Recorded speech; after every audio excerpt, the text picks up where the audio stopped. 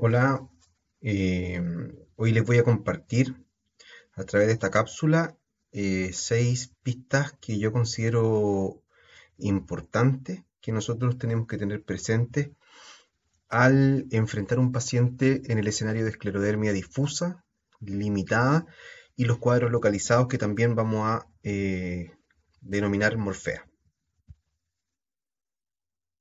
Entonces, vamos a ir a través de esta presentación revisando estas 6 pistas que, que quiero compartir con ustedes. Primero vamos a revisar algunos conceptos que son un poco áridos, que traté de hacerlo lo más simplificado posible, de modo que les quede meridianamente claro, principalmente la utilidad que tiene los anticuerpos antinucleares eh, en el contexto de la enfermedad autoinmune del tejido conectivo en general, pero en particular en el contexto de la esclerodermia. Luego vamos a revisar algunos síntomas, tanto de los cuadros difusos, limitados y localizados. Vamos a continuar nuestra tercera clave, que son las pistas para diferenciar estos cuadros a nivel de examen físico. Las pistas 4 son las, las características de laboratorio que van a permitir diagnosticar y diferenciar estos 3 cuadros. En la pista 4 vamos a tratar de abarcar a modo general, pero bien conceptual, cómo enfrentamos los diagnósticos diferenciales de estos cuadros y finalmente vamos a terminar la cápsula revisando las alternativas de tratamiento que tenemos para estos 3 cuadros distintos. Entonces, la primera clave que quiero compartir con ustedes dice relación con un tema que puede resultar un poco árido, pero que traté de simplificarlo lo más que pude, que dice relación con los anticuerpos antinucleares o ANA. ¿Ya? A nivel de laboratorio, nosotros contamos con el laboratorio de inmunología y podemos solicitar los anticuerpos antinucleares. Los anticuerpos antinucleares se toman, eh, se toman los anticuerpos del paciente a través de una extracción sanguínea y estos potenciales anticuerpos del paciente contra los antígenos presentes en estas células que se llaman células HEP2 se incuban. Entonces el suero del paciente que contiene los potenciales anticuerpos con estas células HEP2 que contiene todos los potenciales antígenos presentes tanto a nivel nuclear como a nivel citoplasmático. Y luego se produce un proceso de laboratorio para determinar la inmunofluorescencia que presenta en caso que estos anticuerpos estén potencialmente presentes en el suero del paciente. Entonces existen 2 patrones, en caso que esta prueba de anticuerpos antinucleares sea positivo, existen 2 patrones que nos pueden ser informados a nosotros. De modo general tenemos el patrón citoplasmático, que es cuando el suero del paciente contiene anticuerpos contra proteínas no definidas que están presentes en el citoplasma de estas células HEP2. Y por otro lado tenemos el patrón propiamente antinuclear, que puede tener varios otros subpatrones que pueden ser de utilidad, pues están en algunos casos bastante asociados con algunas patologías específicas. Y así tendremos el patrón homogéneo, el patrón moteado, el patrón periférico, el patrón nucleolar y el patrón centrómero.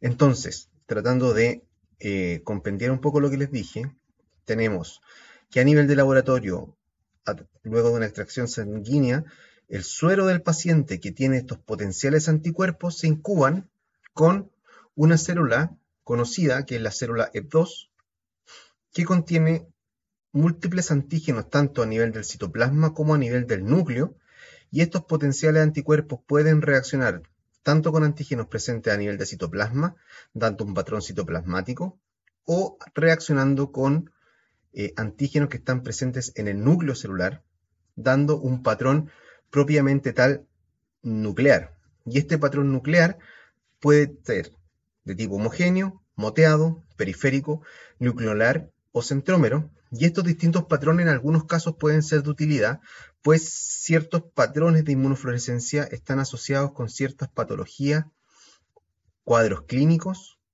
respuestas a tratamiento o bien con distintas evoluciones de algunas enfermedades.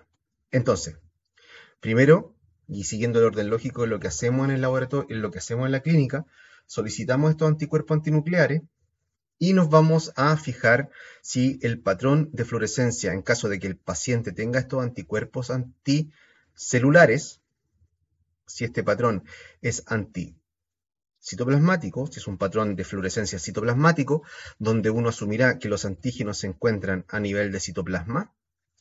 Esto, adelantando un poco lo que viene después, los antígenos citoplasmáticos, también de modo bien general, podríamos decir que son aquellos antígenos que están involucrados en las miopatías inflamatorias, en la colangitis biliar primaria, en la hepatitis autoinmune,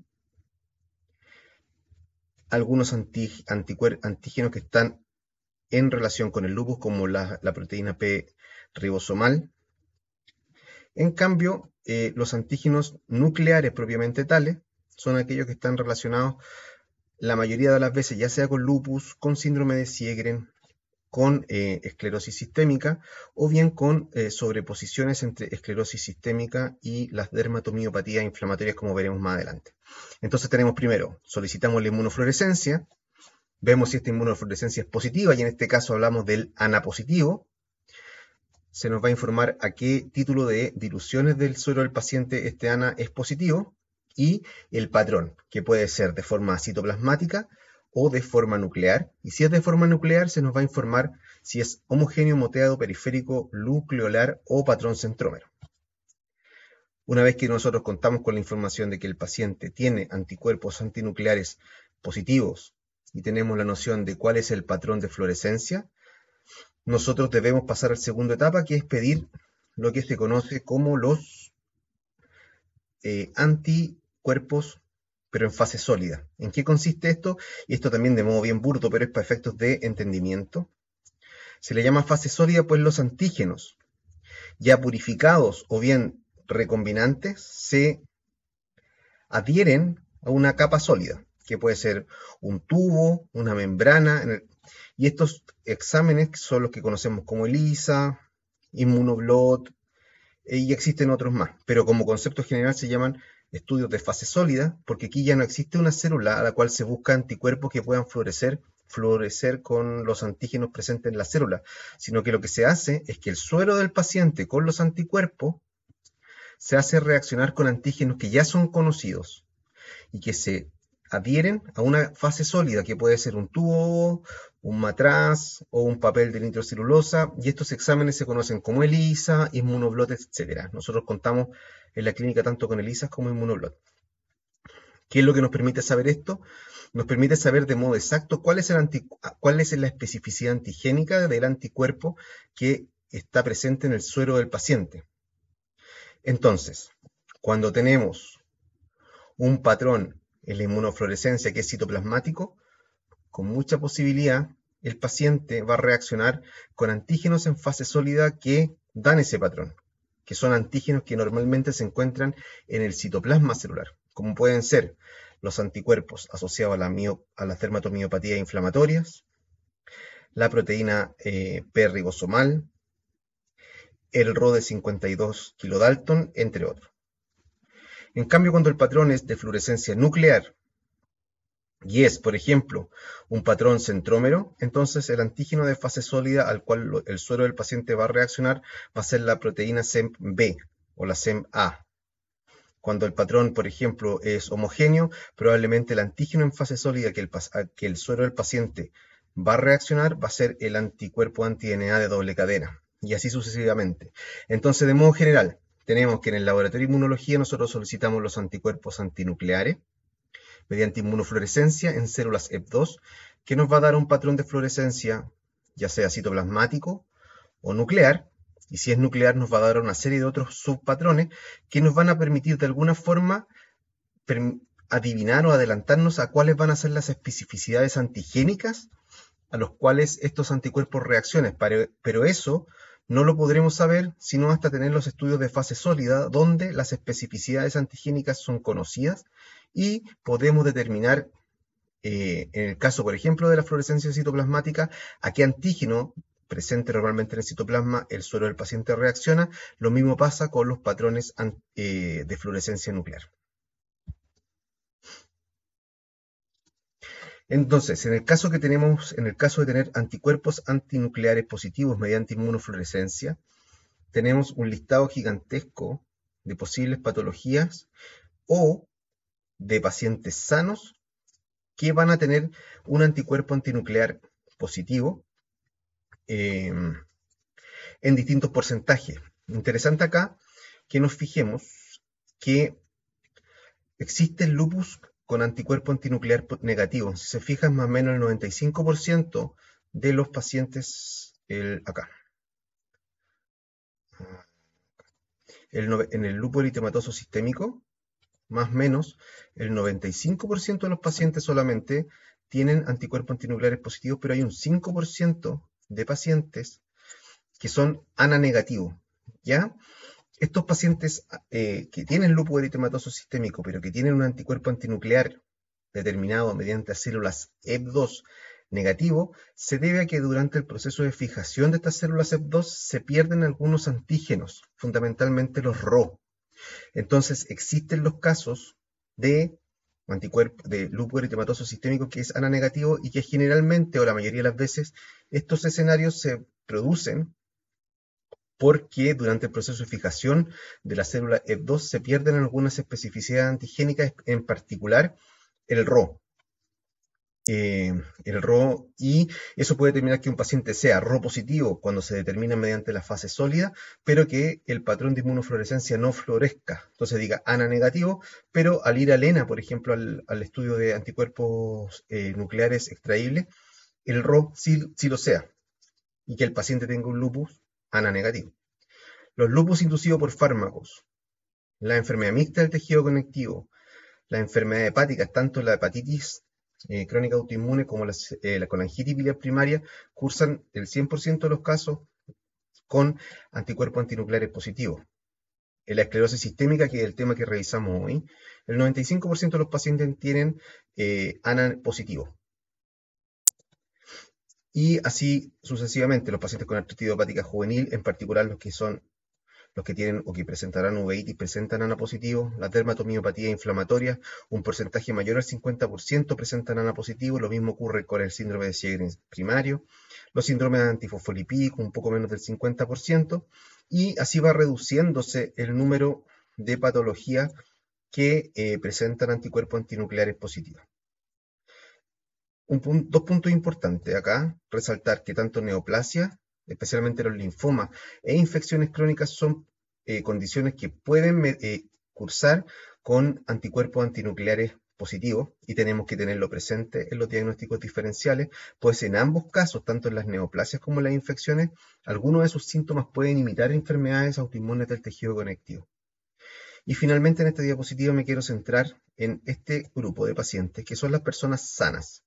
Las personas sanas pueden tener anticuerpos antinucleares positivos y de hecho las tienen. Y los límites de corte de los laboratorios dicen que, o debiesen decir, debiesen informar un anticuerpo antinuclear como positivo siempre que sea mayor o igual a 1 en 160 diluciones. ¿Ya? Porque aquellos pacientes que tienen un ANA positivo en una dilución mayor a 1 en 60, el 95% de esos pacientes va a tener alguna patología del tejido conectivo y solamente un 5% van a ser sanos. Entonces un punto de corte apropiado para interpretar un estudio de anticuerpos antinucleares podría ser considerar como positivos y potencialmente patológicos aquellas diluciones mayores a 1 en 160.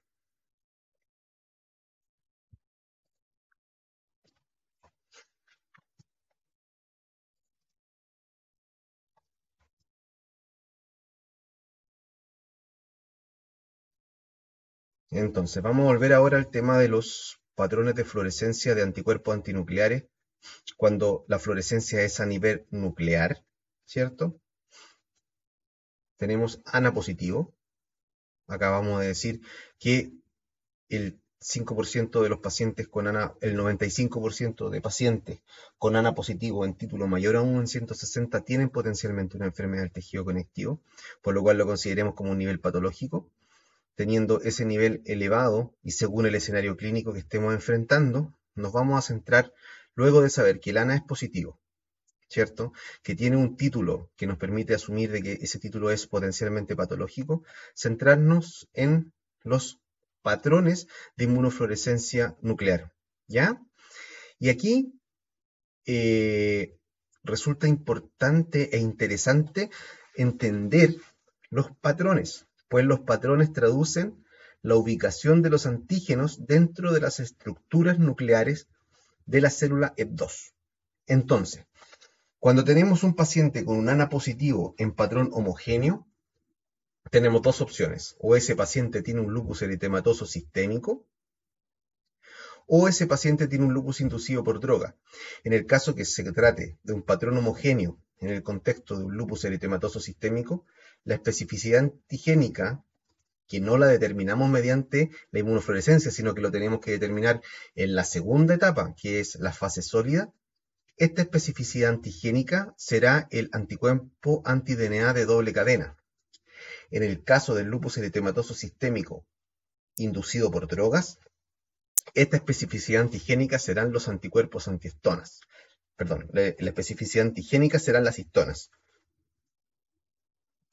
Cuando tenemos patrón moteado, eso significa que el núcleo no se tiñe homogéneamente, sino que se tiñe en puntitos, que pueden ser más grandes o más chicos y con cierto ordenamiento, pero se llaman moteados.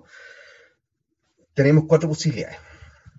Si el paciente está efectivamente enfermo y tiene un patrón positivo y moteado y tiene un contexto clínico que permita interpretar este patrón moteado como patológico, si este patrón, una posibilidad es que el paciente tenga esclerodermia, y en ese caso la especificidad antigénica será la topoisomerasa 1, que también se conoce como el SCL70, el U1RNP, que es el antígeno del 1RP, que es la ribonucleoproteína que se une a los fragmentos de RNA ricos en uracil, que se ve presente a título bajo, tanto en la esclerodermia como también se puede ver en algunos casos de lupus. Y la otra especificidad antigénica que da un patrón moteado es el antígeno Q, que está en relación a la esclerodermia cuando ésta está en sobreposición con la dermatomiopatía inflamatoria. ¿Ya? Entonces, repitiendo para clarificar y quedar claro con esto, cuando tenemos un patrón moteado, y si este patrón moteado está en un contexto de enfermedad, una posibilidad es que sea esclerodermia, y en este caso este patrón moteado va a ir determinado por una positividad antigénica topoisomerasa 1, también conocido como SCL70, U1RNP, a título bajo, porque si está a título alto, uno piensa en una enfermedad mixta del tejido conectivo, como veremos más adelante. Y la otra especificidad antigénica es el antígeno Q. Este antígeno Q se ve en contextos de esclerodermia, pero en pacientes que tienen sobreposición con dermatomiopatía inflamatoria. La otra posibilidad es un patrón moteado de una enfermedad mixta, donde lo que va a predominar es el U1RNP, pero a título alto.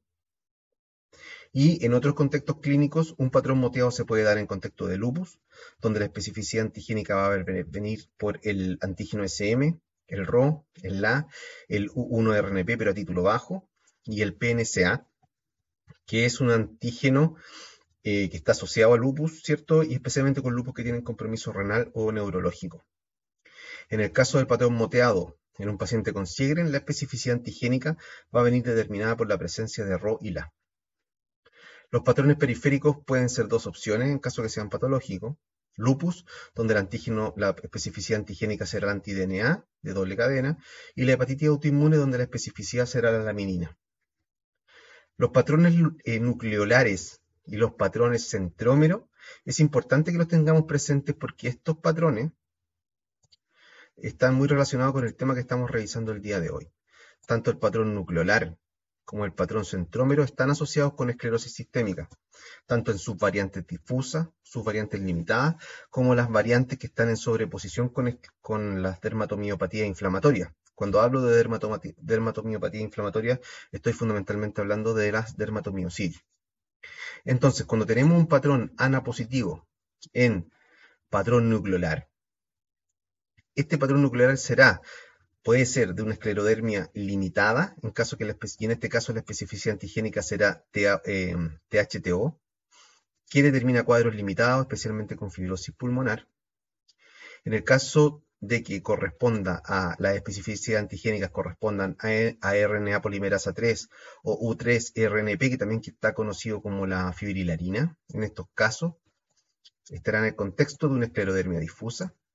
Y estos patrones de sobreposición entre escleroderma y dermatomiopatías en un patrón nuclear viene fundamentalmente gantillado por la especificidad antigénica del PM-SCL. Y por último, el patrón centrómero, que está asociado a la esclerodermia, pero ya en su variante limitada, cuya especificidad antigénica es el centrómero.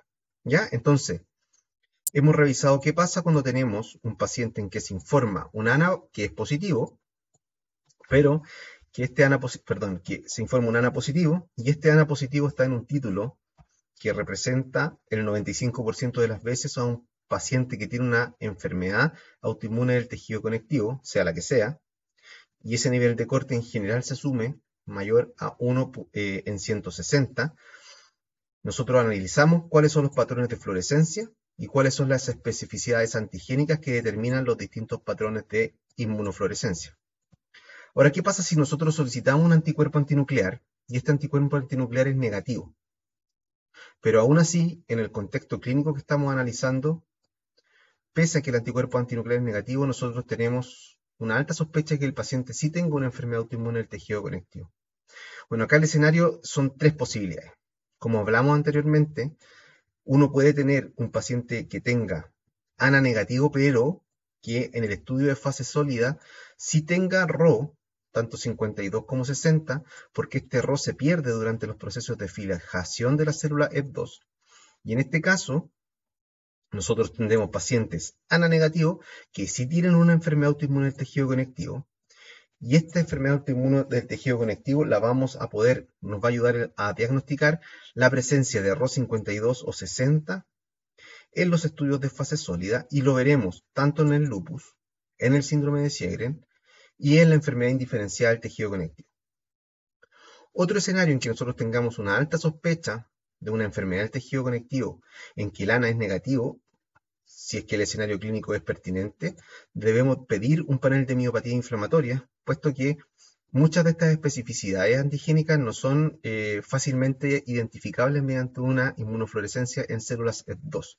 Entonces, dicho de otra forma, si uno tiene una sospecha alta o una probabilidad pretest de que el paciente efectivamente tenga una dermatomiopatía inflamatoria y uno tiene un ANA negativo, aún así el paciente puede tener efectivamente anticuerpos con especificidades antigénicas de estas enfermedades, y para ello deberemos pedir la fase sólida, que se conoce, o que nosotros conocemos por lo menos en nuestro escenario, en nuestro setting clínico, como el panel de miopatía inflamatoria.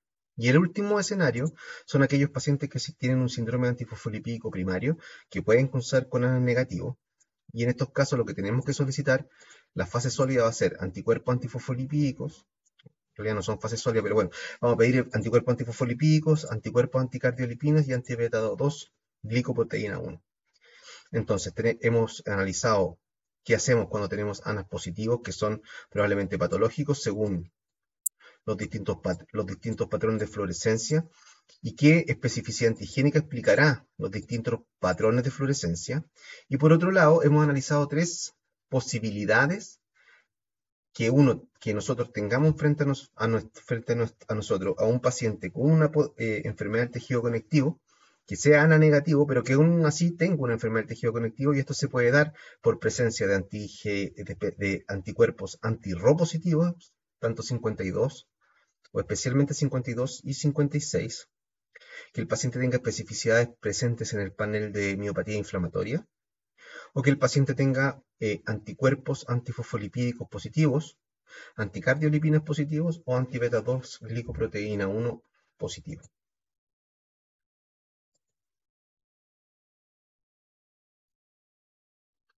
La anterior decía relación cómo analizamos los anticuerpos antinucleares con patrón de fluorescencia nuclear, o si es que es informado negativo. Pero ahora, ¿qué hacemos cuando el patrón es citoplasmático?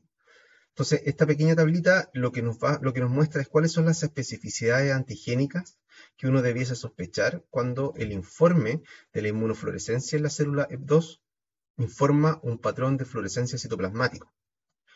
Entonces, una posibilidad,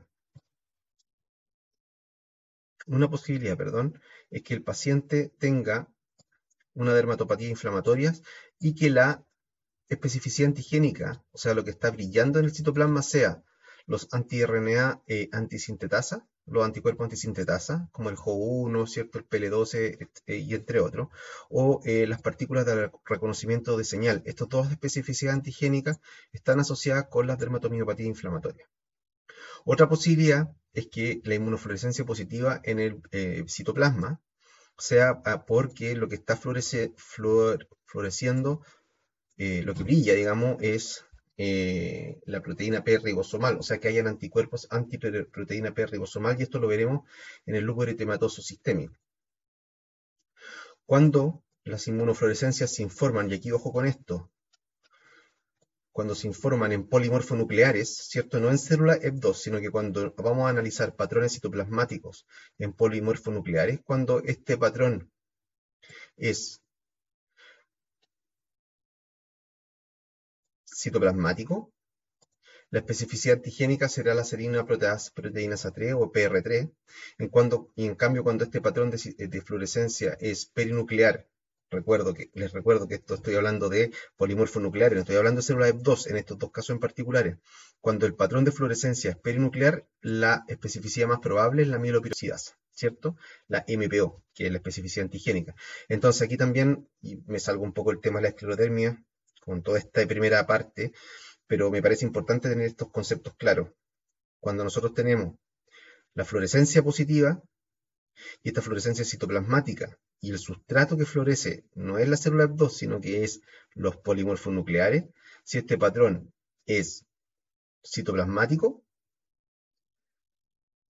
la especificidad antigénica será la serina proteínasa 3 o PR3, y esto es más probablemente encontrable en una granulomatosis con poliangiitis. En cambio, cuando el patrón de inmunofluorescencia es citoplasmático pero es perinuclear, la especificidad antigénica más probable es la mieloperoxidasa, y esto lo vamos a ver en las vasculitis asociado a ANCA-P.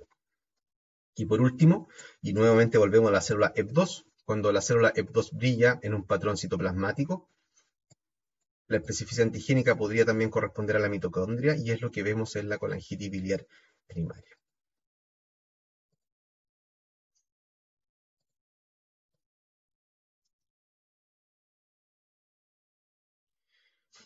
Este es un diagrama que es un poco intimidante, y aquí ya nos metemos de lleno al tema de la esclerosis sistémica.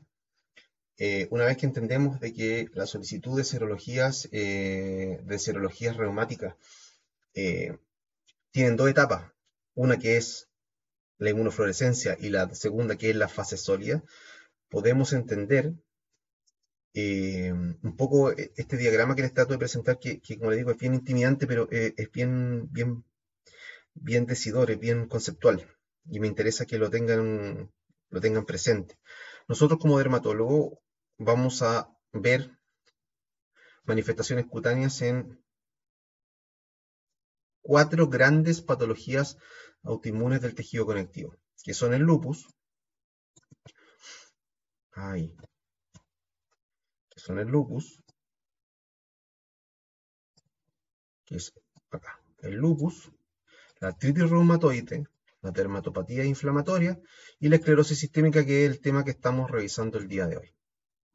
Estas 4 enfermedades, lupus, artritis reumatoide, esclerosis sistémica y la dermatopatía inflamatoria, se pueden traslapar, que es lo que se conoce como los síndromes de sobreposición, donde un paciente cumple con criterios clasificatorios para más de una de estas 4 grandes enfermedades. ¿Ya? Asimismo, nosotros vamos a ver como dermatólogos pacientes con Sjögren, pacientes con vasculitis y pacientes con otras enfermedades del tejido conectivo que también pueden estar en sobreposición con otra enfermedad. ¿Ya? Entonces, esta sobreposición la podemos ver tanto la podemos ver en pacientes, por ejemplo, con esclerosis sistémica que tienen sobreposición con dermatomiopatía inflamatoria o que tienen sobreposición con artritis reumatoide o con lupus. Y en estos casos los anticuerpos se solapan. Entonces vamos a revisar que en la esclerosis sistémica la topoisomerasa 1, SLC70 y la anti-RNA polimerasa son anticuerpos específicos de esclerosis sistémica. Pero están estos anticuerpos que están en los pacientes que tienen sobreposición con dermatomiositis. También un paciente puede tener esclerodermia con alguno de los anticuerpos, ya sea centrómero, topoisomerasa o RNA polimerasa, pero que también cumpla con criterios diagnósticos de una artritis reumatoide, y en estos casos se van a solapar en ambos con la presencia de factor reumatoideo positivo. ¿Ya? Entonces, una cosa es la sobreposición en los pacientes con esclerosis sistémica. Los pacientes con esclerosis sistémica, los pacientes con esclerosis sistémica, esta sobreposición puede venir con dermatomiopatía inflamatoria, con lupus, con artritis reumatoide, pero también se pueden sobreponer con colangitis biliar primaria, y en estos casos los pacientes van a tener anticuerpos antimitocondriales aparte del centrómero, con cuadros de vasculitis ANCA positivo, que van a simular cuadros de crisis renal esclerodérmica, o con Sjögren, ¿cierto? Recordemos que el Sjögren se puede ver de modo primario, no asociado a ninguna enfermedad del tejido conectivo, o de modo secundario, muy similar a lo que ocurre con el síndrome antifosfolipídico, que puede ser en el contexto de una enfermedad preexistente, que generalmente es lupus, o como de nuevo, que son estos pacientes que tienen síndrome antifosfolipídico, que son ANA negativos. El Sjögren es la misma situación. Podemos tener cuadros de Sjögren que están en relación con una enfermedad del tejido conectivo, que puede ser tanto un lupus, ¿cierto?, como una artritis reumatoide, una esclerodermia o una dermatomiopatía inflamatoria.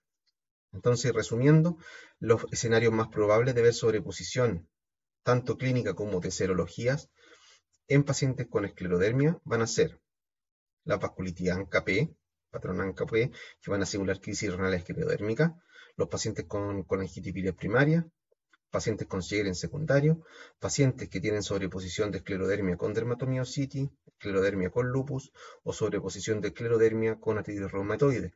Y en estos casos, los pacientes van a cumplir criterios clasificatorios para más de una enfermedad, y aparte van a tener no solamente sobreposición de síntomas, sino que las serologías se van sobreponiendo. ¿Ya? Entonces, otro concepto súper importante antes de continuar con la esclerodermia es entender lo que significa la sobreposición, qué son las enfermedades primarias y qué es una enfermedad indiferencial del tejido conectivo. Vamos a lo que hemos estado revisando. Las enfermedades primarias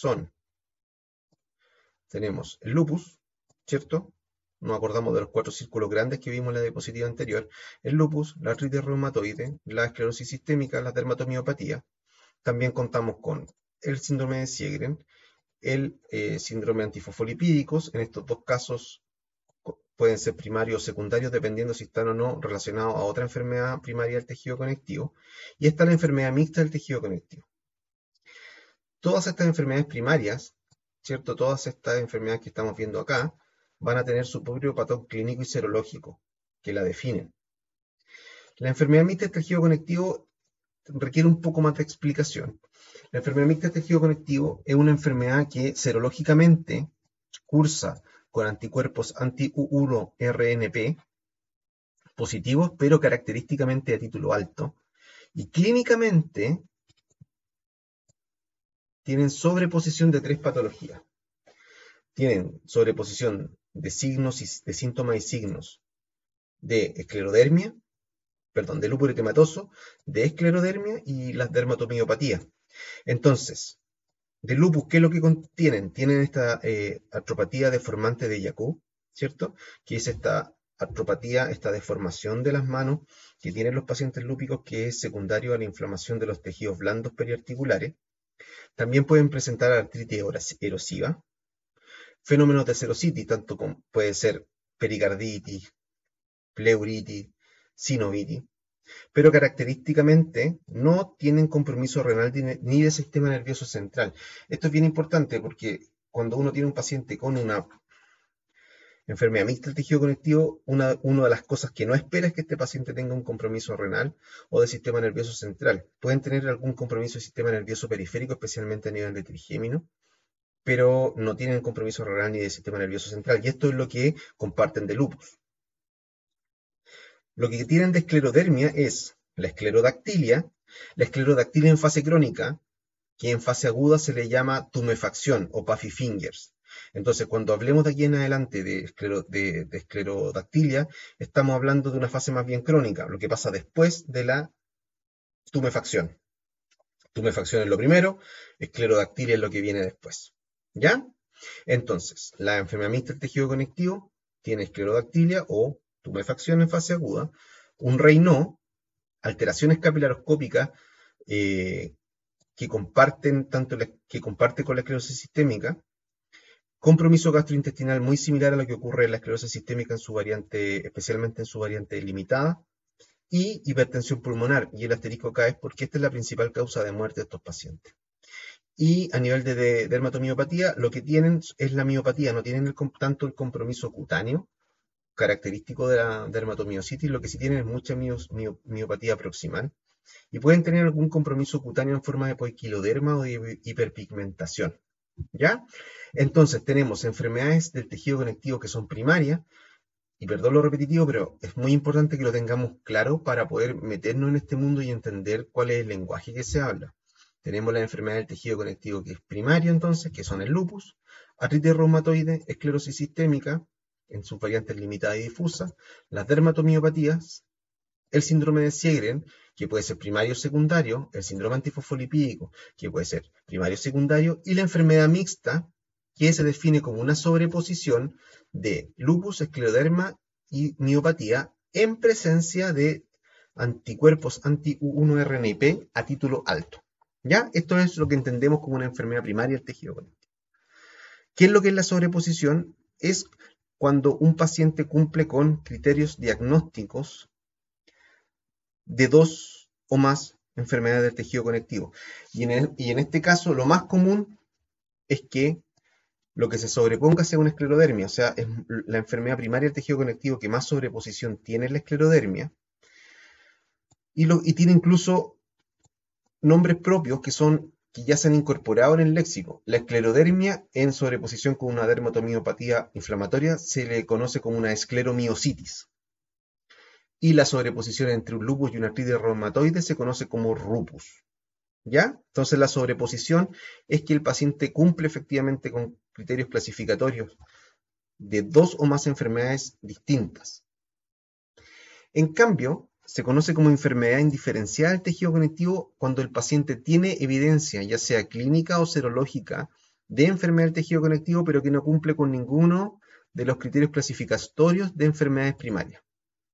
Este concepto es importante puesto que en una consulta reumatológica general, el 25% de los pacientes que son ANA positivos, ¿cierto? Pacientes ANA positivos tienen una enfermedad indiferenciada del tejido conectivo. Y la mayoría de estos pacientes, en su evolución, siguen teniendo una enfermedad indiferenciada del tejido conectivo y solamente el 25% van a virar y van a desarrollar finalmente una enfermedad primaria del tejido conectivo, o no es que lo vayan a desarrollar, sino que van a cumplir los criterios diagnósticos clasificatorios de una enfermedad primaria del tejido conectivo, tanto como monopatología como en sobreposición. ¿Ya? Entonces, estos tres conceptos son muy importantes. Lo que es la enfermedad primaria, donde va a estar lo que vamos a revisar, lo que estamos revisando hoy, que es la esclerosis sistémica, pero también la enfermedad indiferenciada, que son estos pacientes que no cumplen criterios diagnósticos de ninguna, o la sobreposición en que el paciente cumple criterios clasificatorios de dos o más.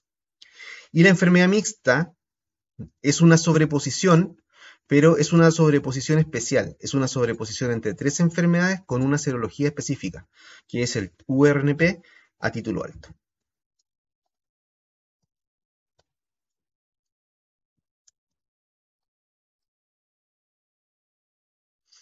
Acá les traigo las tres estudios serológicos con los que contamos nosotros para poder estudiar a nuestros pacientes.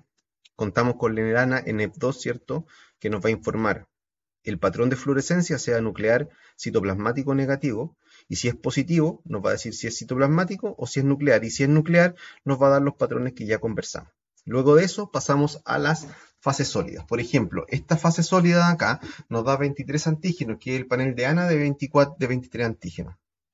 Y aquí se nos da una serie de especificidades antigénicas que están ubicados en distintas zonas de la célula EP2. La mayoría de ellas va a estar ubicado en el núcleo de la célula, pero hay algunos que están ubicados en el citoplasma, ¿ya? Y que por esa razón, por estar en ubicación citoplasmática, o porque se pierden durante el proceso de fijación, pueden ser positivos en este panel, en esta fase sólida que es un inmunoblot, pero estar negativo en la inmunofluorescencia, ¿ya? Entonces, por ejemplo, acá en el panel de ANA de 23 antígenos, lo que se nos informa, en este caso, por ejemplo, es anticuerpo antinuclear de doble cadena en el caso de lupus, antinucleosomas en el caso de lupus, o en el caso de lupus inducido por droga, la cistona en el lupus inducido por droga, el antígeno RO, el antígeno RO de 52, este es el de 56, perdón, este es el de 60, este es el de 52, este es el antígeno LA, ay, me fui, este es el antígeno LA, ¿cierto? Que habitualmente va en concomitancia con el RO. El antígeno RO de 60 es el que se nos puede ir perdiendo, el que se nos puede perder durante la fijación de la célula EP2 y se nos puede dar la situación, ¿cierto?, del lupus ANA negativo, que son estos pacientes que no florecen en la célula EP2, pero sí tienen la fase sólida positiva. Tenemos el anti-RNP-SM, el anti-RPSM es una forma de medir el 1-RNP, que es el que se va a ver a título alto en la enfermedad mixta del tejido conectivo. El SM y el RNP el antígeno SM y el antígeno U1-RNP, en ambos casos interactúan con el U1 con cadenas de RNA rica en uracil, R1. Entonces, se va a dar la situación de que podemos tener pacientes que tienen anticuerpos tanto contra el U1-RNP como contra el SM, y pacientes que tienen anticuerpos solamente contra el SM, que también interactúa con esta misma cadena de RNA. Entonces, cuando un paciente tiene, hay que hacer la resta acá, cuando un paciente tiene este positivo y este positivo, probablemente el paciente va a tener un U1-RNP positivo, dependiendo de la intensidad, ¿ya? Esto lo vamos a revisar mejor en la cápsula de lupus, pero bueno, estamos en esto, así que revisémoslo. Nos van a dar la información, por ejemplo, anti-RNP-SM positivo, por ejemplo, a intensidad 2, y el SM positivo, pero a intensidad, no sé, a intensidad 6, uno resta, 2 de 6, uno diría que más o menos un 4 es por SM, y la diferencia es por RNP, en este caso sería un RNP positivo, pero a título bajo, ¿ya? Tenemos otra especificidad antigénica, como el Mi2, que se va a ver en dermatomiositis con compromiso cutáneo clásico, el anti-Q, que junto con el PMCSL, que son los que están acá, se van a ver positivos en cuadros de esclerodermia en sobreposición con dermatomiositis, el SEM-A y el SEM-B, que son va a ser la especificidad antigénica de un ANA positivo en patrón centrómero, el SP100, el PML, que se ven en colangitis biliar primaria, es el S70, que se va a ver en pacientes que tienen esclerosis sistémica variante difusa, RP11 y RP155, que corresponden a la RNA polimerasa, se va a ver positivo en pacientes que tienen un patrón de fluorescencia nuclear, que tienen una antigenicidad positiva probablemente a la RNA polimerasa 3, la glicoproteína 210, cuya especificidad antigénica se va a ver positiva en pacientes que tienen colangitis biliar primaria, el PCNA, que se va a ver positivo en pacientes que tienen lupus, pero un lupus especial, que es un lupus que va a tener con alta probabilidad compromiso del sistema nervioso central o compromiso renal. Y este anticuerpo, el DFS70, muy interesante, porque el único del panel que lo que nos dice es un anticuerpo que se ve positivo en personas sanas. Entonces, cuando el paciente tiene un anticuerpo DFS70 positivo, dependiendo del escenario clínico, probablemente no tenga una enfermedad del tejido conectivo, o sea, es como un marcador negativo, ¿ya? Eh, el siguiente examen con el que contamos nosotros para la evaluación de nuestros pacientes es el ENA, que tiene estas 6 especificidades antigénicas que están incluidas también, perdón, que están incluidas en el panel de 23 antígenos, salvo el Jo1 que no está en el panel de 23. La especificidad ya la dijimos, el RO tanto del 52 los miden juntos, en este caso no los miden separados. El SSA de 52, que el RO 52 y el RO 60, el anti-RNP y el SM que se miden y que hay que descontarle la intensidad para saber si es que es un RNP de título alto o no. Por ejemplo, si este RNP es positivo y el SM negativo, entonces vamos a decir que el paciente tiene un RNP positivo porque el SM cuando se mide de forma aislada está negativo. ¿Ya? De esa forma se evalúa este anticuerpo. El La, que habitualmente, como dijimos, va en contexto del RO, va junto, eh, y van juntos especialmente en el síndrome de Sjögren. Puede darse casos de lupus, por ejemplo, que tengan RO positivo y La negativo, pero es muy raro encontrar un paciente que tenga La positivo y RO negativo. El anti-SSL70 positivo, que va a dar un patrón moteado, puede dar un patrón moteado, también un patrón nuclear, y lo vamos a ver presente positivo en pacientes que tienen una esclerosis sistémica difusa. Y el Jo1, ¿cierto? Que es una especificidad antigénica citoplasmática, corresponde a los síndromes, se ve presente en la dermatomiopatía inflamatoria, en particular en los pacientes que tienen compromiso pulmonar y cutáneo, conocido como el síndrome perdón, conocido como el síndrome antisintetasa.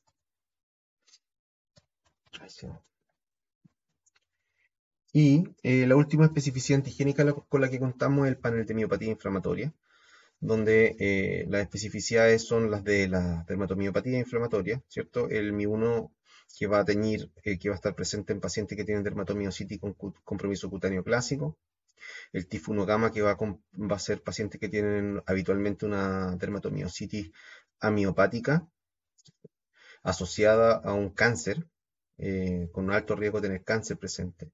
El anti-MDA5 que va a hacer identificar pacientes que tienen una dermatomiositis también amiopática, pero con compromiso erosivo cutáneo y compromiso pulmonar masivo. El NXP2, perdón, que va a marcar pacientes que tienen alta calcinosis y cáncer, también asociado. El anti-SAE, que van a ser pacientes que van a tener probablemente, aparte del compromiso cutáneo, un compromiso esofágico importante, pacientes que van a desarrollar disfagia. El anti-Q, que se ve en pacientes, como dijimos, que tanto el Q como el PM, que son tanto el Q como el PM, ¿cierto? Estos tres de acá, se van a ver en pacientes con dermatomiositis en sobreposición con esclerodermia. El Jo1, el PL12 y el PL7, que se van a ver presentes en pacientes que tienen compromiso muscular y pulmonar, conocido como síndrome antisintetasa. El SRP van a ser pacientes que van a tener un compromiso muscular importante. Lo revisaremos con mayor detalle en la cápsula de dermatomiositis, de dermatomiopatía inflamatoria.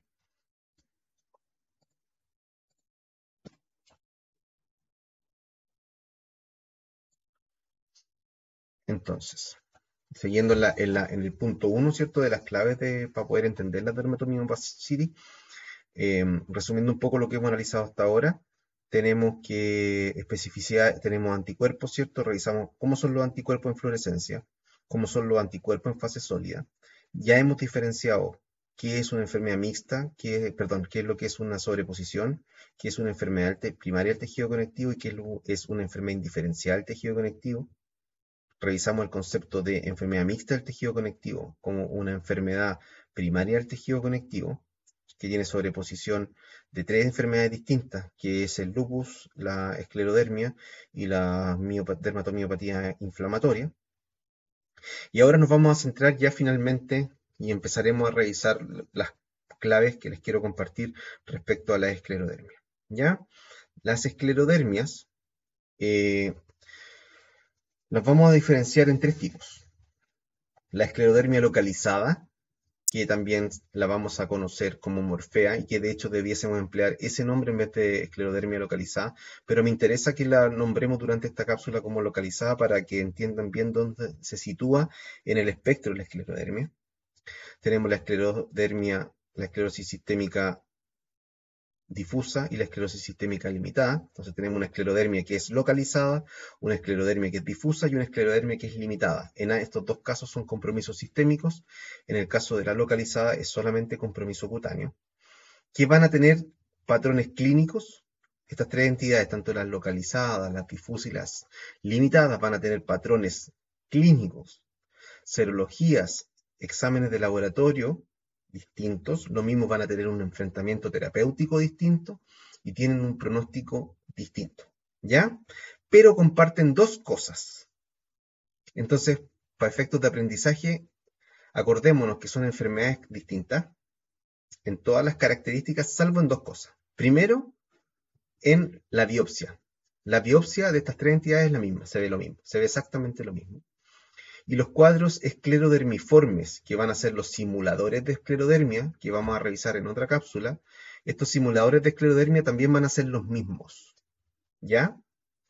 Entonces, cuando nosotros pensamos en esclerodermia, pensamos en nuestras tres variantes, pero tenemos que tener presente que tanto los cuadros limitados, los cuadros difusos y los cuadros localizados, si bien van a ser enfermedades distintas, van a tener una biopsia igual, y los cuadros esclerodermiformes pueden simular cualquiera de estas tres enfermedades, ¿ya? Entonces, ¿qué es lo que son igual? La biopsia y los simuladores. ¿Qué tiene la biopsia, que es compartida por estas tres entidades? Primero, esclerosis. ¿Qué es lo que es la esclerosis?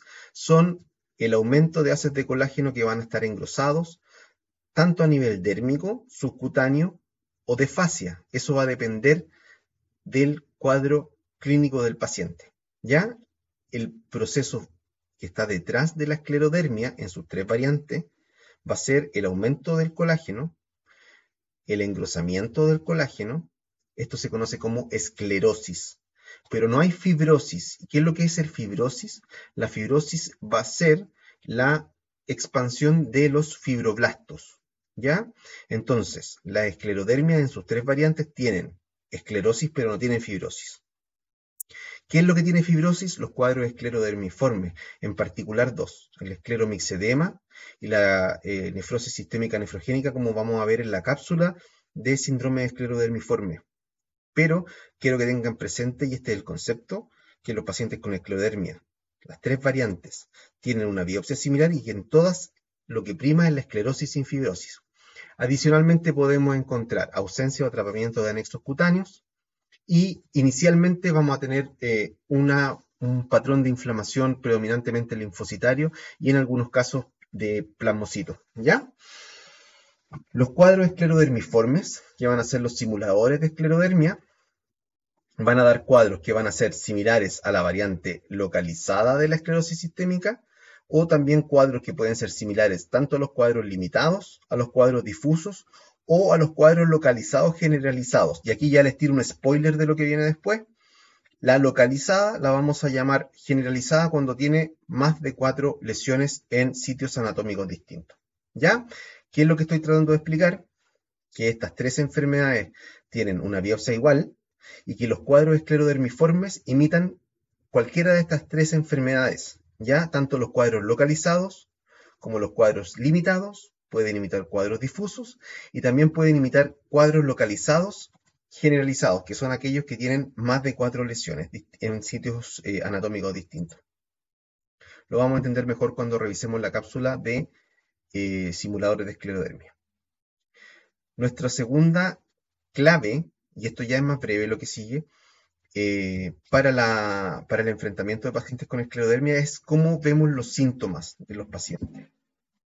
Los pacientes que tienen una esclerodermia localizada, ¿cierto? O morfea, muy importante, y esto hay que grabárselo, estos pacientes lo que principalmente lo va a diferenciar es que no tienen Raynaud y no tienen la tumefacción acral, o sea, no hay compromiso de manos ni de pies, no hay ni puffy fingers o tumefacción en español, ni hay esclerodactilia, no hay Raynaud. Las alteraciones capilaroscópicas no están presentes y lo que sí vamos a tener pacientes que se van a quejar de cambios de coloración en la piel, que es la consulta más frecuente a nosotros como dermatólogos. El paciente nos consulta porque le salieron moretones, ¿cierto? O porque le salió una mancha, ¿cierto? Pero Son pacientes, y muy importante, que no tienen Raynaud, que no tienen compromiso acral, no tienen compromiso de manos, no tienen compromiso de pies, no tienen compromiso de cara y no tienen alteraciones capilaroscópicas. Sí pueden tener asimetrías corporales, ciertos cambios pigmentarios, quizás si es que las lesiones son profundas o lineales pueden tener restricción de movimiento. Y lo otro que se pueden quejar estos pacientes en algunos casos es de las artralgias. ¿Ya? Las esclerosis sistémicas limitadas y generalizadas. En el caso de las limitadas, lo que vamos a tener un Raynaud de larga data, a diferencia de la generalizada que el Raynaud es simultáneo con el resto de las manifestaciones clínicas. La evolución natural de una esclerosis sistémica limitada es un Raynaud y que muchos años después va seguido de induración, ¿cierto? Y que finalmente puede terminar con el desarrollo de hipertensión pulmonar. En el cuadro generalizado, no, aquí todas las cosas pasan juntas. Más o menos dentro de los primeros meses de enfermedad del paciente aparece el Raynaud, se empieza a producir tumefacción, empieza a haber un compromiso acral, que se generaliza más allá del codo y la rodilla, ¿cierto? Más proximal del codo y la rodilla, hay roces tendíneos, etc. ¿Ya? Entonces aquí una cosa importante, tenemos que tenerlo muy presente, es que el Raynaud es de larga data en las limitadas y es simultáneo con el resto de las manifestaciones clínicas en la variante generalizada. Y existe una tumefacción centrípeta hasta codo y rodilla. ¿Qué significa esto? Esto significa que los pacientes con la esclerodermia limitada parten con tumefacción, a la tumefacción le sigue la esclerosis, ¿cierto? Pero esta tumefacción es centrípeta, parte en las manos, en los pies y en la cara y se va diseminando hacia el centro del cuerpo. En el caso de las esclerodermias limitadas, se va a detener su progresión a nivel de codo y rodilla y vamos a tener un paciente que tiene la cara, ¿cierto?, afectada, los antebrazos, las manos y los dedos, las rodillas, las piernas y los pies, pero no va a haber compromiso de muslos, no va a haber compromiso de brazos ni de tronco. No así el paciente con la esclerosis sistémica generalizada, en que la tumefacción, que después le va a seguir la esclerosis, es centrípeta, o sea, parte en manos y pies y cara, pero se extiende más allá del codo y la rodilla, o sea, va más proximal que el codo y la rodilla, abarcando muslos, abarcando brazos, tronco, abdomen, cabeza, cuello, todo el cuerpo. ¿Ya? El resto de los síntomas de estos pacientes va a venir determinado por los parénquimos nobles que la enfermedad abarque. Entonces puede tener síntomas derivados del compromiso cardíaco. El compromiso cardíaco es una miocardiopatía que va con fibrosis cardíaca, ¿cierto? Con fibrosis miocárdica, pero también con alteraciones de la conducción y presencia de arritmia. También menos frecuente también puede haber serositis, hipertensión pulmonar, de todos los tipos de hipertensión pulmonar, o sea, no de todos, pero no solamente de la hipertensión de arteria pulmonar, que es la primaria, sino que también por una hipertensión del lado izquierdo y varias otras causas de hipertensión pulmonar. Hay un compromiso pulmonar que es la principal causa de muerte y este compromiso pulmonar puede tener síntomas derivados tanto de una fibrosis pulmonar, ¿cierto? De una enfermedad pulmonar intersticial o de una hipertensión de arteria pulmonar. Hay un compromiso renal que se manifiesta como una crisis renal esclerodérmica y gastrointestinal que se va a manifestar con síntomas que vienen derivados de compromiso a lo largo de todo el tracto gastrointestinal, desde el esófago superior con disfagia al esófago inferior en forma de reflujo, compromiso del estómago, intestino delgado, intestino grueso y colorectal. Y también va a tener síntomas dependiendo de si es que la esclerosis sistémica va a estar en sobreposición, que puede estar en sobreposición, como ya vimos, con lupus, con artritis, con las otras dermatomiopatías inflamatorias, con la enfermedad mixta del tejido conectivo, con la cirrosis, con la colangitis biliar primaria, con el Sjögren, con vasculitis ANCA positiva. Acá es importante, acordémonos que también puede haber esta sobreposición con vasculitis ANCA, que va a simular cuadros de crisis renal esclerodérmica. Hay que tenerlo presente. No es muy frecuente, pero es bastante característico.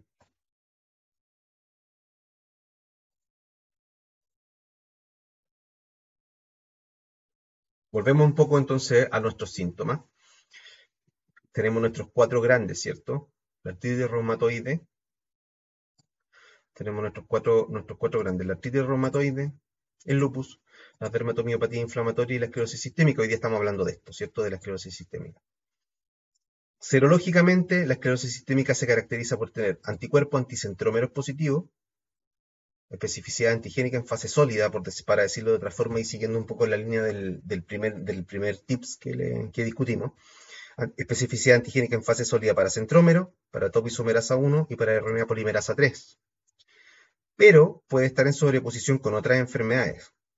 Cirrosis biliar primaria, en este caso el paciente aparte de centrómero va a tener anticuerpos antimitocondriales positivas. Vasculitis ANCA positiva, que el paciente aparte de tener las especificidades para la esclerosis sistémica, tanto centrómero, topoisomerasa como RNA va a tener anticuerpos en patrón de fluorescencia citoplasmática en polimorfo nucleares en patrón perinuclear. Y también puede haber una sobreposición con síndrome de Sjögren, que en este caso los pacientes van a tener las especificidades antigénicas, ¿cierto? Tanto de la esclerosis sistémica como del Sjögren, y la del Sjögren son el ROR y el factor reumatoide. Entonces, los pacientes pueden tener síntomas derivados de las sobreposiciones. Y otro punto que queremos dejar bien en claro acá, que acá no hay intersección. Están separados, ¿cierto? La esclerodermia localizada o morfea no es una enfermedad sistémica del tejido conectivo. No está en el contexto de las enfermedades primarias del tejido conectivo. Es una enfermedad localizada de la piel, no se intersecta con ninguna y no tiene ningún anticuerpo que sea específico. Si bien puede tener serologías positivas para anticuerpos antinucleares y otros, no es relevante para el diagnóstico ni para el manejo de esta enfermedad las especificidades antigénicas. Entonces no está en relación con las enfermedades del tejido conectivo. No evoluciona, eso no pasa a ninguna enfermedad del tejido conectivo, en particular no evoluciona a una esclerosis sistémica. Lo mismo pasa con los cuadros esclerodermiformes. Los cuadros esclerodermiformes no tienen anticuerpos que lo definan, como sí pasa con la esclerosis sistémica en su variante limitada o difusa. Y tampoco hacen sobreposiciones, no se sobreposicionan con nada. No así la esclerosis sistémica en sus variantes limitada y difusa, que tienen sobreposición con artritis, con lupus, con dermatomiopatía, con angitivilia primaria, con vasculitis ANCA-P, con síndrome de Sjögren.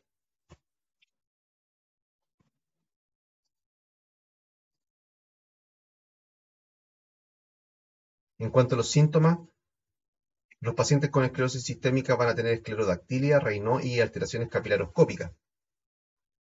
Los pacientes con dermatomiopatías también tienen alteraciones capilaroscópicas, también pueden tener Raynaud y tienen la miopatía y van a tener síntomas mezclados de ambas enfermedades en caso de sobreposición con dermatomiositis. Van a tener síntomas pueden tener síntomas derivados de la artritis reumatoide en caso de sobreposición con artritis reumatoide o de lupus. En el caso de la colangitis biliar primaria, van a tener a nivel sintomático prurito y pigmentación, ¿cierto? En el caso de que estén en sobreposición con una colangitis biliar primaria, y aparte del examen físico pueden tener santoma o hepatosplenomegalia. En el caso de la esclerosis sistémica en sobreposición con una vasculitis, ANCA-P, van a simular una crisis renal y van a tener anticuerpos anti-ANCA-P positivo. Y en el caso que el paciente con la esclerodermia se sobreponga con un Sjögren, van a tener Zika como síntoma predominante común a ambos síndromes, y van a tener manifestaciones tanto glandulares como extraglandulares del síndrome de Sjögren. ¿Ya? No es común que haya una sobreposición con una síndrome antifosfolipídico, como que ocurre fundamentalmente con el lupus, por eso no está puesto acá, ¿ya? Entonces, esto es la sobreposición. Y también se puede hacer sobreposición con una enfermedad mixta del tejido conectivo, ¿cierto? Y dijimos que cuando está en sobreposición con enfermedad mixta del tejido conectivo, tiene tanto síntomas de lupus, como de una dermatomiopatía inflamatoria, como de la propia esclerosis sistémica. Nuestra tercera pista para el enfrentamiento de la esclerodermia van a ser las alteraciones posibles de encontrar en el examen físico de estos pacientes. Las variantes localizadas o morfea, aquí lo importante que les voy a pedir por favor que lo tengan presente y que lo memoricen, es que las variantes localizadas no tienen esclerodermia, perdón, las variantes localizadas no tienen esclerodactilia ni dedos tumefactos, que es la variante aguda, no tienen alteraciones capilaroscópicas y no tienen Raynaud, y no tienen una progresión acral, centrípeta. ¿Ya? Entonces estos pacientes no tienen compromiso acral centrípeto hacia el centro del cuerpo, no presentan Raynaud, no tienen esclerodactilia, ni tienen alteraciones capilaroscópicas. No hay compromiso sistémico. Y aquí una clave, que el compromiso de las morfeas es discontinuo y asimétrico. A diferencia de la esclerosis sistémica tanto limitada y difusa, que tiende a ser continuo y simétrico, acá es discontinuo y completamente asimétrico. Existen varias formas de clasificar las morfeas, pero la forma más operativa de clasificarla es considerando dos puntos. Si es circunscrita, lo que quiere decir que tiene 3 o menos lesiones. Si es generalizada, eso quiere decir que tiene 4 o más lesiones distintas. O si es lineal. Si es lineal es importante porque si esta es lineal y afecta algún segmento corporal como alguna superficie que pase por arriba de una articulación o que pase por la cabeza-cuello, va a tener complicaciones derivadas de eso. Y la otra punto para poder clasificar es si es superficial o profunda. ¿Ya? Entonces nosotros las morfeas operativamente y de modo muy conceptual las vamos a diferenciar si son circunscritas, si son generalizadas o son lineales, y si son superficiales y si son profundas. ¿Ya? Es lo que uno espera que un dermatólogo sepa diferenciar que si la morfea es superficial, la morfea es circunscrita, si es generalizada, si es lineal y si es que además es superficial o si es profunda. ¿Ya? Las morfeas pueden o no estar asociadas al líquen escleroso. Uno puede tener un paciente con morfea que tenga líquen escleroso tanto a nivel genital como extragenital. Entonces, cuando uno ve a pacientes con morfea, es conveniente, aparte del examen físico general que habitualmente hacemos, el examen de ginecológico o urológico, digamos, dependiendo del sexo del paciente. Y lo que finalmente es más llamativo para el paciente y que normalmente lo hace consultar, es los cambios pigmentarios que tienen las morfeas. ¿Ya? Las morfeas pueden tener dos colores distintos, o sea, dos tipos distintos de colores. Pueden ser eritematoso purpúrico, habitualmente a nivel del anillo, ¿cierto? De la periferia de la lesión. Tanto el color rojo como purpúrico, que es lo que nos va a hablar fundamentalmente de el eritema, y el púrpura nos habla de actividad. Y es lo que nosotros como dermatólogos seguimos cuando evaluamos a estos pacientes control a control para ver la efectividad de los tratamientos. Si el paciente sigue eritematoso púrpura, básicamente el tratamiento inmunosupresor debe continuar. En cambio, cuando la enfermedad migraba a un color café o más mármol, color blanco brillante o café, eso habla de una enfermedad que está inactiva. Eso más el resto de la evaluación clínica nos va a permitir decir de que este paciente está inactivo y quizás ya es tiempo de suspender el tratamiento inmunosupresor, en caso que el paciente esté en ese tipo de tratamiento. Van a haber alteraciones de huesos y a nivel articular solamente si es que se trata de una lesión profunda o de una lesión lineal que pasa por arriba de una superficie articular, o si es muy profunda y abarca y compromete el hueso, el periósteo y el hueso. Puede haber compromiso del sistema nervioso central, de los ojos y de los dientes, pero esto va a ocurrir fundamentalmente en los cuadros de morfeas lineales con compromiso de cabeza y cuello. ¿Ya? Y en estos casos podemos tener alteraciones del sistema nervioso central perdón, a nivel ocular y a nivel de diente. El examen físico de la esclerosis sistémica, tanto en su variante limitada como generalizada, comparten ciertas características. Acá lo importante y el concepto es esta primera fila de acá, que es la que quiero que por favor se la aprendan de memoria y que la entiendan para que no se confundan en el futuro con estos pacientes. Los pacientes con esclerosis sistémica tienen un compromiso acral inicial que es progresivo centrípeto, como ya conversamos. Tienen Raynaud, y el Raynaud va a ser muy precoz dentro del espectro de la enfermedad en los cuadros limitados y simultáneo con el resto de las manifestaciones en los cuadros generalizados. Van a tener esclerodactilia, ¿cierto? Se va a manifestar este compromiso acral inicial como tumefacción, ¿cierto? Como un edema, que después va a derivar en una esclerodactilia y van a tener alteraciones capilaroscópicas. El compromiso cutáneo es continuo y asimétrico, con progresión centrípeta, como ya hemos discutido. Va a haber presencia de calcinosis y úlceras digitales. Fenómeno interesante para nosotros son dos, como dermatólogo me refiero. Los cambios pigmentarios, estos pacientes hacen una especie como de vitiligo, pero con respeto perifolicular y da una pigmentación que se llama como en sal y pimienta. O también pueden tener una hiperpigmentación generalizada o incluso como una poiquiloderma generalizada. Y tienen telangiectasias maculares. Muy importante este punto. Las telangiectasias de la esclerosis sistémica son de tipo macular. Esto significa que son como una especie de mancha con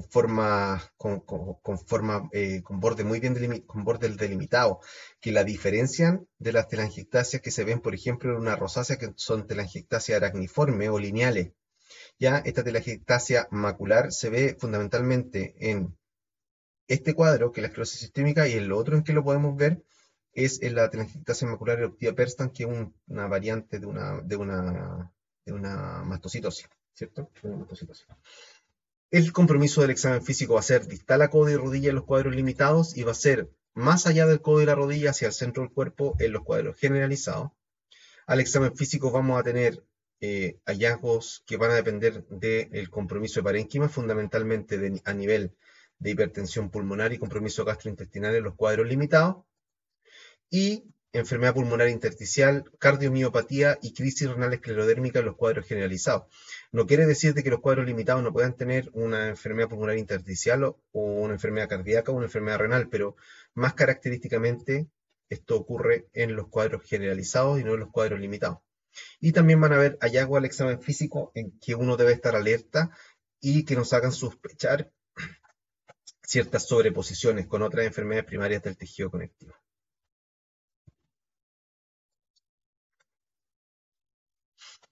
Entonces, los cuadros limitados tienen una progresión lenta, donde lo primero, al inicio del cuadro está el Raynaud. 5 a 10 años después se van a presentar la esclerodactilia, síntomas de reflujo gastroesofágico, las telangiectasias maculares y las calcinosis. Y después de 10 a 20 años de evolución, el paciente puede desarrollar hipertensión pulmonar. Los cuadros difusos, en cambio, al año cero, qué horrible que va esto acá. El año cero, acá, perdón, a ver, está muy feo esto. Acá es el año cero, o sea, cuando parte el cuadro, los pacientes tienen de modo simultáneo Raynaud, esclerodactilia, roces tendinios y artritis.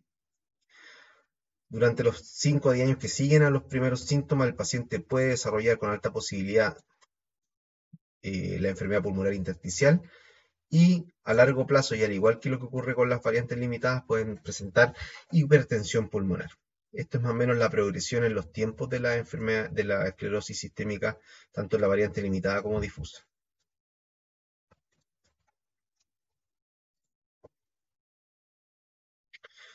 Acá quiero mostrarle algunas fotos.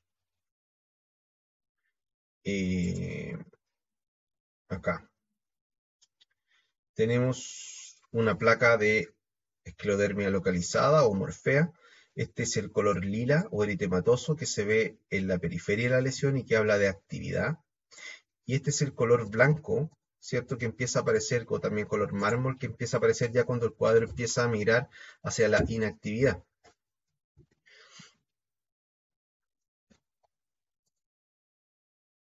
Acá tenemos otra placa de morfea. En este caso, el paciente tiene el color violáceo, ¿cierto? Alrededor. Y tiene el color más bien mármol, incluso con un aspecto un poco a lo que se ve en el líquido escleroso y atrófico extragenital en el centro de la lesión. Acá tenemos el color más bien purpúrico, eritematoso, y aquí el color blanco. Esta placa está activa. Esta es una placa activa. Esto uno lo debiese clasificar como una esclerosis, una esclerodermia localizada, morfea, circunscrita, superficial y activa. Acá tenemos la morfea lineal, ¿cierto? Tenemos que la forma de clasificarlo dijimos que era circunscrita, generalizada y lineal. Esta es la variante lineal, que es la variante que puede tener compromisos de estructuras del sistema nervioso central, de la dentición y también oculares, dependiendo de la zona donde se afecte. Este es un compromiso generalizado, tenemos más de 4 lesiones. Estos cuadros están activos, ustedes se fijan, tenemos la lesión con su color púrpura, purpúrico fundamentalmente, en algunas zonas más eritematoso, pero fundamentalmente purpúrico. Aquí tenemos un paciente, ¿cierto? Con manos tumefactas o con esclerodactilia, dependiendo de la etapa, ¿cierto? En que vemos.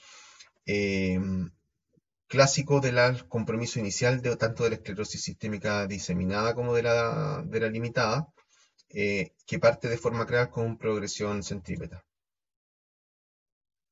Acá tenemos estas telangiectasias, que son estas telangiectasias maculares que ustedes ven acá, son estos parches, ¿cierto? Estas máculas, estas lesiones maculares de borde más o menos bien definido. Acá tenemos otra, que acá se ve otra bien, que es muy distinta a las telangiectasias que uno ve en la rosácea o telangiectasias lineales. Y recordad de que también se comprometen las mucosas, también las manos, y que son distintas a las telangiectasias que uno ve en otras enfermedades y que solamente se parecen a las telangiectasias maculares que uno ve en una forma de mastocitosis que es la telangiectasia macular eruptiva persans.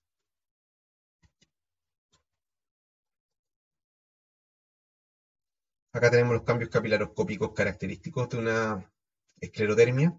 Acá como spoiler de las otras cápsulas les voy a comentar que los cambios de las alteraciones capilaroscópicas se pueden ver tanto en la esclerodermia, en la dermatomiositis, en la sobreposición esclerodermatomiositis y también en la enfermedad mixta del tejido conectivo.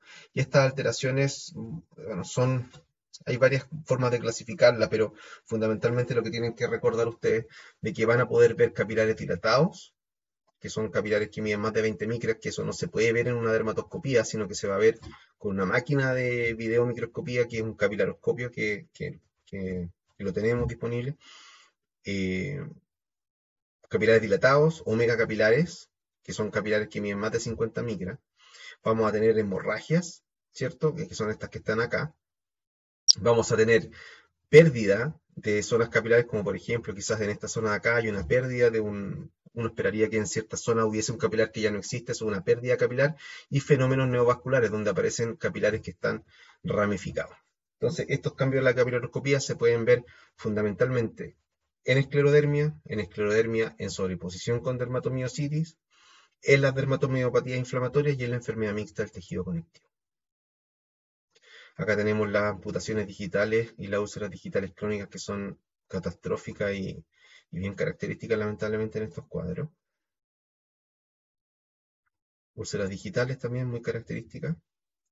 Acá tenemos la pigmentación, que es esta especie como de vitiligo que tiene respeto perifolicular, como vemos acá. Tiene esta mácula acrómica, pero con respeto perifolicular.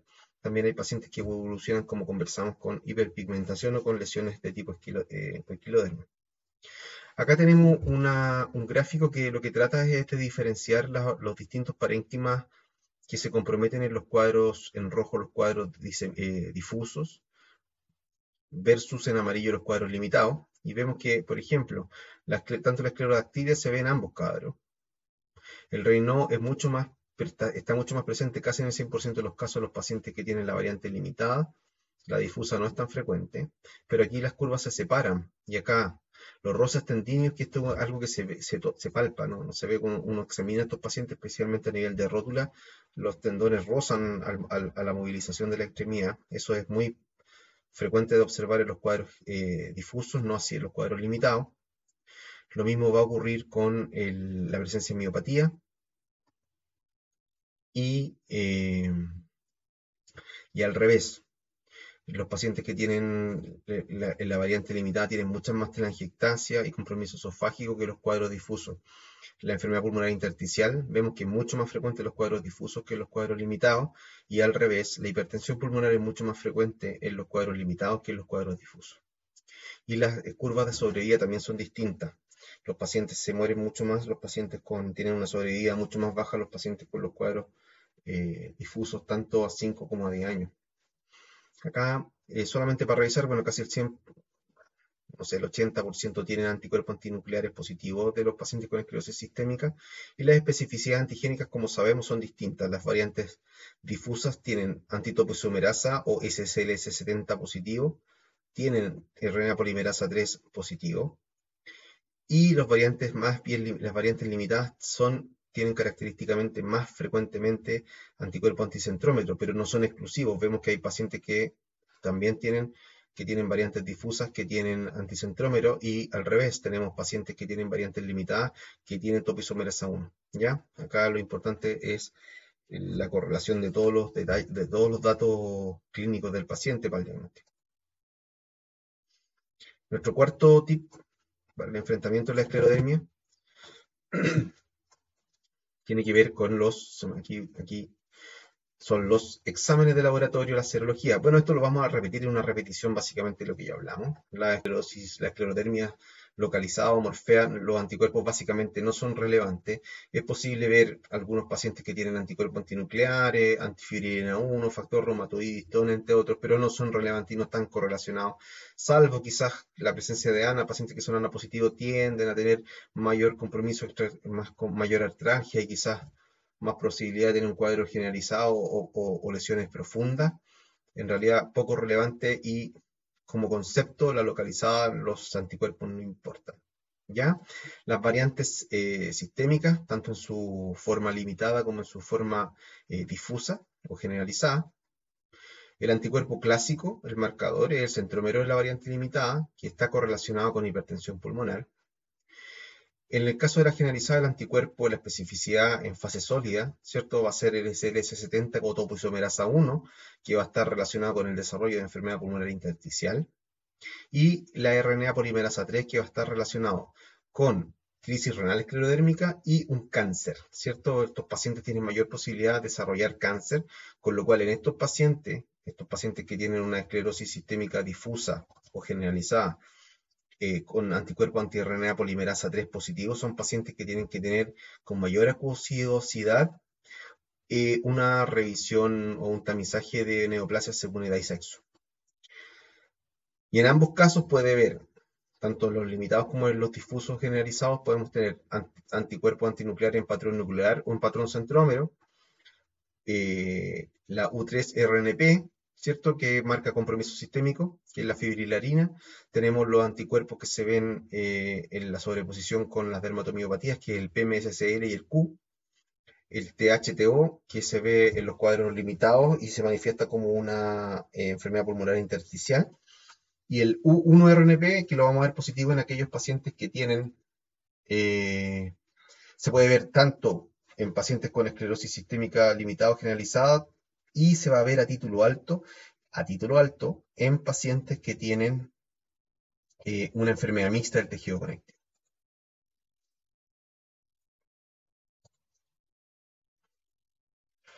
Nuestra quinta perla para el enfrentamiento de estos pacientes es respecto a los diagnósticos diferenciales. Como dijimos anteriormente, si ustedes se recuerdan de la primera parte, del primer tip de esta cápsula, dijimos que los pacientes con tanto como las variantes localizadas, limitadas y difusas de la esclerosis, de la esclerodermia, van a presentar o pueden presentar, o sea, tienen, perdón, de forma conjunta en la intersección, ¿cierto? Tanto la biopsia como los cuadros de diagnóstico diferencial. Los cuadros esclerodermiformes, que los vamos a revisar en otra cápsula, pero como spoiler, los cuadros esclerodermiformes imitan tanto los cuadros localizados como los cuadros limitados, difusos, o los cuadros localizados generalizados, que son los que tienen 4 o más lesiones. Entonces nosotros tenemos cuadros esclerodermiformes que imitan morfea o variante localizada, como puede ser la lipodermatoesclerosis, los carcinomas, especialmente el carcinoma en Cuiraz, que es el que se ve en relación a cáncer de mama subyacente, post-inyecciones de vitamina K, vitamina B12, las morfeas post-irradiación y el líquen escleroso que lo podríamos considerar un diagnóstico diferencial o un cuadro esclerodermiforme localizado, o bien también contemplarlo dentro del espectro de la esclerodermia. ¿Ya? Pero acá lo que quiero que se lleve en el concepto es que los cuadros esclerodermiformes se pueden manifestar tanto como una variante localizada, como una variante limitada, difusa o localizada generalizada. Y en los casos que imitan cuadros limitados, difusos o localizados generalizados, dentro de las posibilidades inflamatorias tenemos la fascitis eosinofílica, la enfermedad de injerto contra huésped en variante crónica, el escleredema y el escleromixedema. Dentro de los cuadros paraneoplásicos tenemos el POEMS, los carcinoides y la amiloidosis.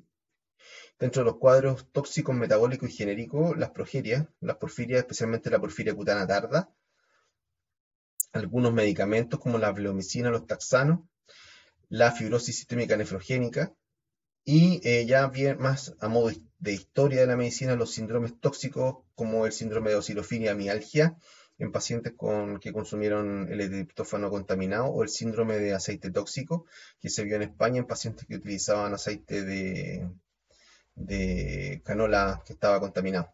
¿Ya? Estos cuadros imitaban cuadros limitados, perdón, estos cuadros esclerodermiformes imitaban cuadros limitados, difusos o localizados generalizados. En cambio, los cuadros esclerodermiformes que imitan cuadros localizados son un poco más circunscritos. Circunscrito me refiero a menos cuadros diferenciales que aprender. Y el último tip tiene relación con el tratamiento. A grosso modo, vamos a diferenciar los tratamientos que hacemos, el enfrentamiento terapéutico de estos pacientes, primero respecto a la evaluación que hacemos, tanto en los cuadros localizados como en los cuadros limitados generalizados, y en un segundo tiempo vamos a analizar cuáles son las intervenciones de tratamiento que hacemos en estos pacientes. ¿Cómo lo estudiamos? Vamos a pedir una resonancia nuclear magnética de cabeza, una evaluación dental y una evaluación ocular si es que existe un compromiso lineal que abarque cabeza y cuello. En caso que queramos hacer seguimiento y que la clínica no sea suficiente para hacer el seguimiento de la actividad de la enfermedad, podríamos pedir una resonancia del segmento corporal que esté comprometido en caso de una morfea profunda. Vamos a tomar una biopsia de piel, ¿cierto? Que siempre, y esto es, ojo con esto, siempre la biopsia de piel de una morfea debe incluir el tejido subcutáneo. Y los exámenes que vamos a pedir va a depender del tipo de tratamiento que vayamos a adoptar con ese paciente. Los cuadros limitados generalizados, a todos se les solicita anticuerpos antinucleares y la serología en fase sólida, que sería el anticuerpo anticentrómero, la topoisomerasa 1 y la RNA polimerasa 3. Se solicita un TAC de tórax de alta resolución. Se ven pruebas de función pulmonar que incluyen la espirometría, la determinación de volúmenes pulmonares y la difusión de CO2, de monóxido de carbono, un ecocardiograma Doppler y un electrocardiograma, y eventualmente también se solicitan Holter para detectar fenómenos eléctricos que se pueden encontrar en pacientes con esclerosis sistémica. Se solicita de modo seriado creatinina plasmática y en orina. Se ve una creatinina plasmática, y también se solicitan sedimento de orina para calcular el índice de proteinuria-creatininuria para poder detectar los fenómenos de crisis renal esclerodérmica. Se solicitan mediciones al paciente, automedición de presión arterial de modo periódico, y básicamente esto lo maneja el reumatólogo, ¿cierto? Nosotros debemos tener presente fundamentalmente lo que vamos a hacer con nuestros pacientes con variantes localizadas. Las variantes generalizadas tenemos que tener idea de lo que se hace, pero esto es ya de resorte del reumatólogo. Las variantes localizadas de morfea las vamos a tratar dependiendo del cuadro, con corticoides tópicos, con tacrolimus tópico, con calcipotriol tópico o con imiquimod tópico. Podemos también ayudarnos de corticoides intralesionales. Una alternativa es la fototerapia. Podemos utilizar fototerapia narrowband de banda angosta en cuadros superficiales. Y en cuadros profundos, puvaterapia o luz UVA1, que nosotros en la universidad no tenemos disponible, pero sí tenemos disponible la púa, y esto lo vamos a dejar reservado a pacientes con compromisos profundos.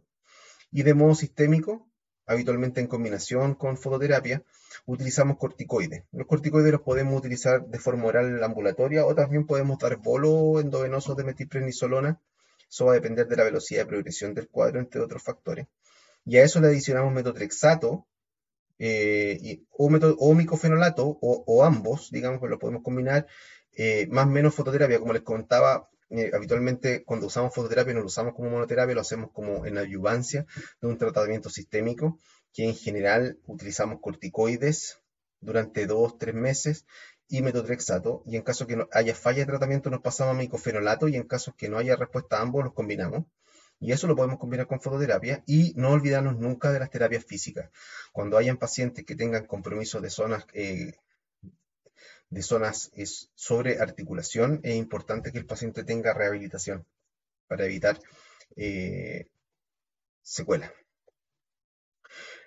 El compromiso cutáneo de los cuadros limitados y difusos Si existe una enfermedad pulmonar intersticial, hay que preferir micofenolato. Las alternativas que tenemos para tratar la piel en un paciente con una esclerosis sistémica, tanto limitada como difusa, en caso que requiera tratamiento, la mayoría de los pacientes con esclerosis sistémica, esto es muy importante, la mayoría de los pacientes con esclerosis sistémica, luego de los años, la piel se pone blanda igual.